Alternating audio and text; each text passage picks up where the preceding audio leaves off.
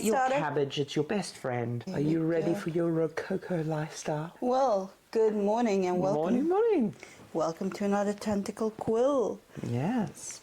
We are talking a classic. 20 years old. Yep, only 20 years old. 20 years old. Mm-hmm. Kamikaze Girls. Kamikaze Girls. We are talking both about the film and the novel by Novala Takemoto. So the novel's 2002, the book is the film's 2005, I believe? Yeah, something like that. Most Lolitas will know the film. The film is by far more popular than the book. Indeed. How faithful would you rate the adaptation? The adaptation is really faithful, but it really pulls some elements and pulls them into the absurdist, which is really nice because, you know, Takemoto really goes into like a lot of detail. He pulls things out and he just kind of yarns with them. He just rolls with them. And the film makes things a little snappier, cuts out a few bits, but it really keeps all the core key moments intact. It's just a really good version of it, really. It's a little more absurdist, almost. I wouldn't go with absurdist. Being familiar with, especially like Japanese stand-up and how comedy is done, I think it's just done more physical. Yes. In the sense of Japanese comedic style is very sort of counter to most of like the more muted stuff in Japan. So like when you watch Japanese comedians, they tend to be more physical gags, more over the top stuff. So like the unicorn guy with his giant hair. I think it's quite a nice adaptation in the sense of they make use of the visual media. Very much so. Very much. The fact is, the book doesn't open with Truxon. It opens more with her sort of talking about the Rococo period and explaining a bit more about the background, which I think leads you nicely into EGL and Lolita fashion. Well, I think that's it. I think a lot of the book is explanatory. Yes, yes. The book, it's very much focused, because at this point in Japan even, Lolita is just this obscure subculture. It's like Yankee. So that's basically, it's a story about a Yankee girl and a Lolita girl. Well, before we go on to the actual plot, I think that's an important point we need to just dive into. I think a lot of Westerners will often think anime is mainstream or that like Lolita's mainstream or whatever. And while anime is more like Saturday morning cartoons and stuff, adult animation is, I wouldn't say niche, especially now it's gotten a lot more popular, but it was always more of a subculture. And Lolita specifically is part of one of those sort of fashion subcultures, which is, especially to be an adult Lolita, is quite an act of rebellion. It really is, because back in those days, Lolita was still very much a teenage thing. It was very much a younger girl thing, but those girls grew up, so... Well, the thing is, so, again, neither of us are experts in Japanese culture, so I don't want to belabor this point too much, but there is a thing in Japan where kids are encouraged to play, kids are encouraged to be kids are encouraged to be weird, and then adult culture was more conformist, especially in the early 2000s. It has been shifting somewhat lately. There was a thing of, you live your wild teen. Everyone has, like every culture has that to, I think, some extent. Yes. But I think Japan has it stronger than we may typically associate it with. I think that's one of the reasons why there's so many flashback to high school stories. Oh, yes.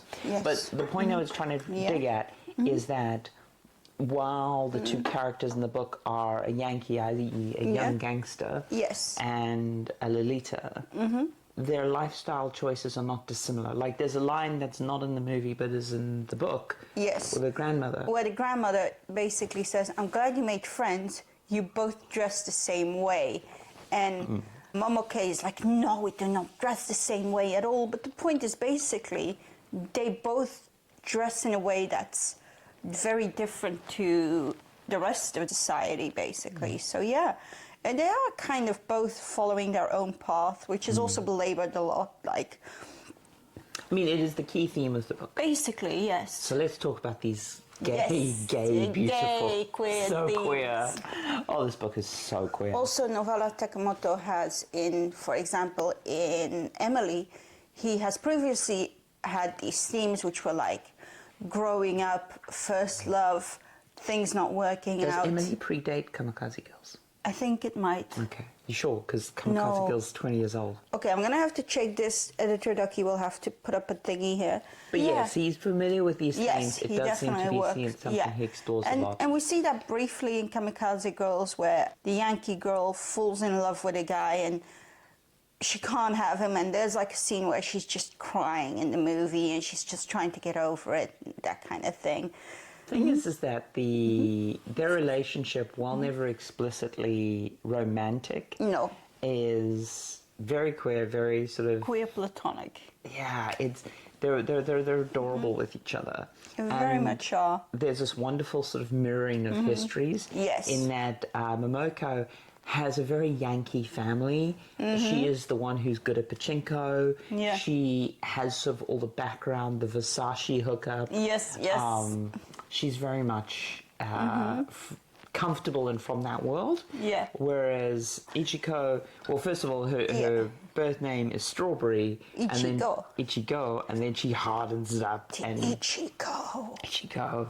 And she's like, from a bit more of a, well, she's not from a Rococo background, but she's from more of a middle class. Yeah, exactly. And there is that kind of doubling almost, because in the book it's belabored a bit more that Momoke is actually a very Yankee name due to pop culture associations, while Momoka thinks, oh, Ishigo would have been such a great name to have because it means strawberry. It's so nice. It's so sweet.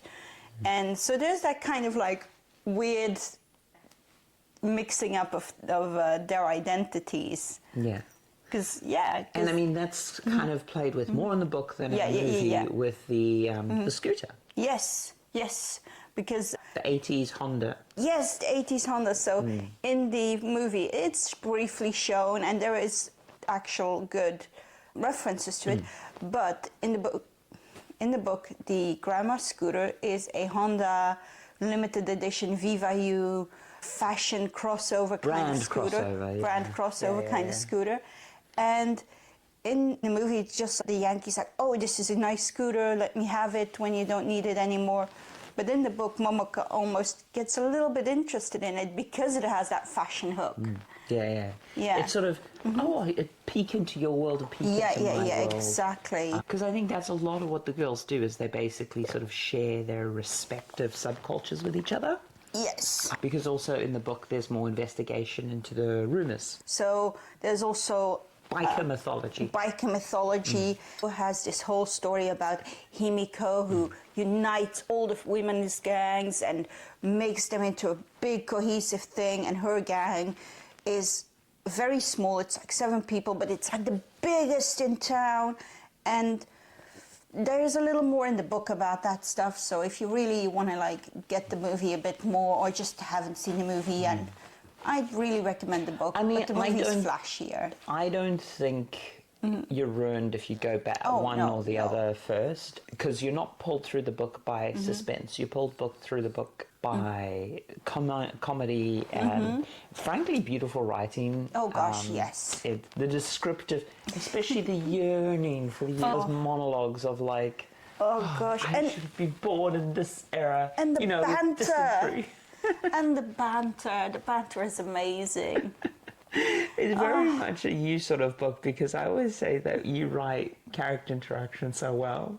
Yeah, and that's what this book really is driven on. The original title is also, I'm going to translate it, not going to say it in Japanese, Shimotsuma's Story, Yankee Girl and Lolita Girl, which is basically the core of the story. It's about this little backwater place where Momoko is from, where they go to different high schools, but they live in the same town, and it's a Yankee Girl and a Lolita Girl.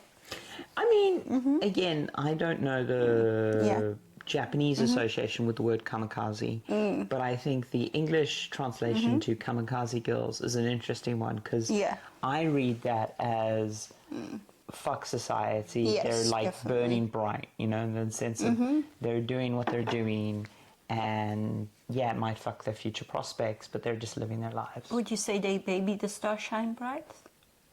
I would never say that. Would you say they're angelically pretty?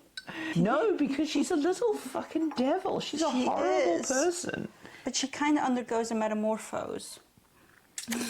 No, she does not. She has some growth over the book, but it's not all that. I think the main point of growth for both of the characters is they realize how important their friendship is. They are both characters who initially feel like they don't need anyone, and by the end of the book, they very clearly do need each other. Yes. There's a moment where Momoke chooses her friend over Baby the Starshine Bride, even, which is basically her life. Even though she's got this whole thing of like, oh no, we're not friends. In the book, it's even more deeply explained how she doesn't get the concept of friends. It's just a really sweet book when she does really figure out like, hey, we are friends. Yeah, there's a wonderful line we were discussing. I think in the translation in the movie, they translated better than the book translator did. But the line was... Humans are cowards in the face of happiness. Humans are cowards in the face of happiness. And I think it's a beautiful line, because I think it's like, it is sometimes hard to make the decisions you know that will make you happy. Yes. Because they have consequences. But it is also inherently a very selfish line. She's basically encouraging her mum to go off and live her life.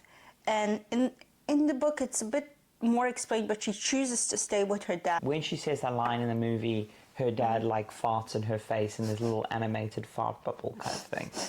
As I say, that may seem crass and crude, but it's totally in line with sort of Japanese stand-up and comedy. It's not out of the normal. It's very much sort of normal Japanese. Yeah, it's a bit more slapsticky. It's a bit more physical. Like Momoke gets slapped around a bit, that kind of thing. But she's even the fight dramatic. scenes. The fight scenes are intentionally not choreographed as fight scenes. No. They're choreographed as comedic fight scenes.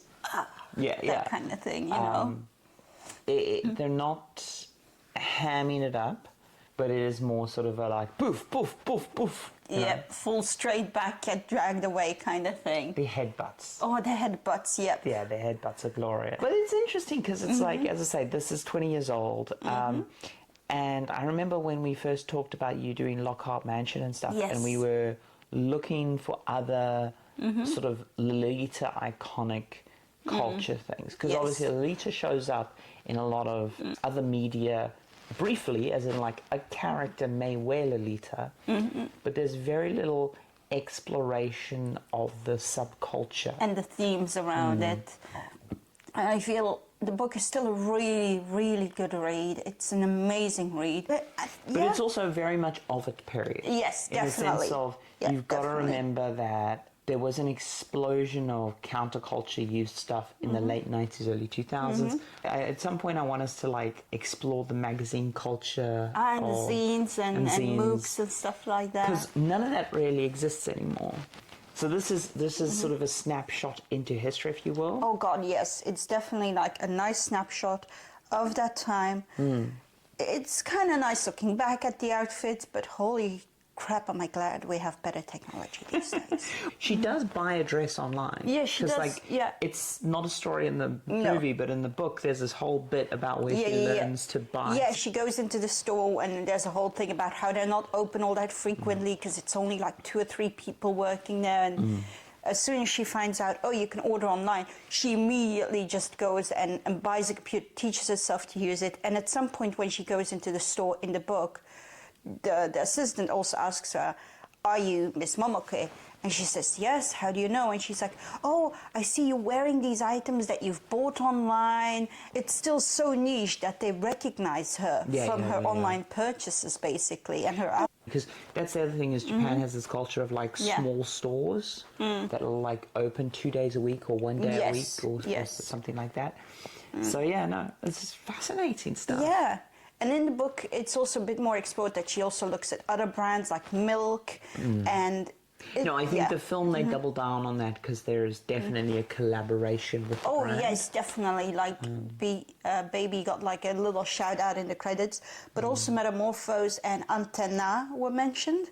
Is Antenna still around? I don't think there is, but Editor Duck is going to have to say, because I might be confusing it with Antenna, which is like a shop selling like shoes. It was really funny to see the sort of classic Usakimias in the background. How do I know so much about Lolita fashion? I'm not a Lolita, damn it.